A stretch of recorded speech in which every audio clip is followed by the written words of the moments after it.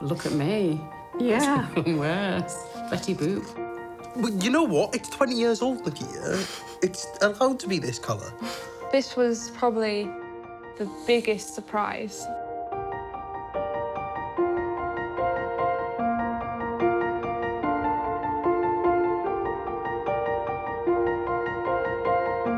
Most children, even if they're adopted at the age of 6 months, 1 year old, they still have a life and memories. There'll be first teddy bears, there'll be even, you know, bracelets from hospital. And I think I'd be so lost without the items I've had. When I was 2, I went to foster carers. We're still in contact to this day. And one of my key sort of items I sort of have from them is this blanket. It's always been a very significant item just because it is that sort of big cuddly connection with them. When I was 4 years old, I was adopted by my 2 mums. I would describe my childhood very happy, and I was very supported by my adoptive parents. They've also, I think, have that side of actually, well, we did sign up for adoption, and actually we were never just adopting Tegan, we were adopting, you know, her history and her family.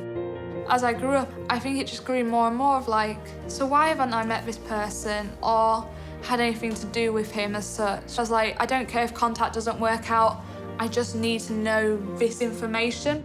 It was a phone call, wasn't it, when I first heard your voice? And yeah, it was amazing. It was like the sweetest thing you could hear, I suppose. It was like music to my ears. It was a dream come true.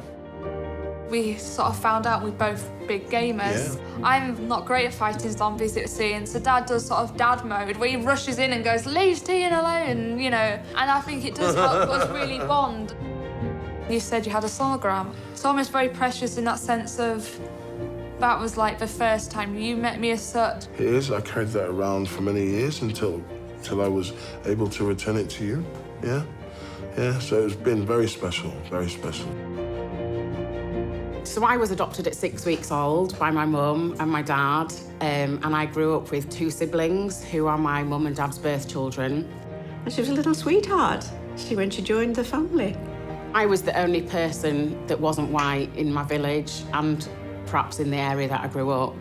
I think when I was growing up, it wasn't an issue. The biggest struggle that we had at that time was my hair.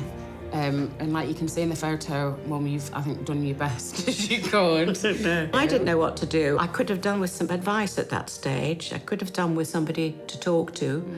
So this is what I had. This is Emma's history, and this is the information I had about my birth parents and why I became to be adopted. That was sent to us when Emmy came to us as a baby, and you always knew where it was. So I'd just sometimes just take myself off and just sit somewhere quiet and just read it. It wasn't until I went to college that my identity issues were raised. I didn't feel like I was anybody. I didn't feel I belonged anywhere. I felt quite alone. That was really when I thought I need to work out who I am and where I come from. This is from my birth dad. I decided to meet my birth dad first because he was black and that's the thing that was missing. This was me learning about my Jamaican and Bajan heritage and my culture and meeting extended family. We've always known we're adopted. We used to get letters from our birth parents. My mum would bring out the letters and she would read them out to us and we'd sit and listen to them. So at one point I wanted to know how I got my name. And it says here, Nikita Louise, your dad picked your name.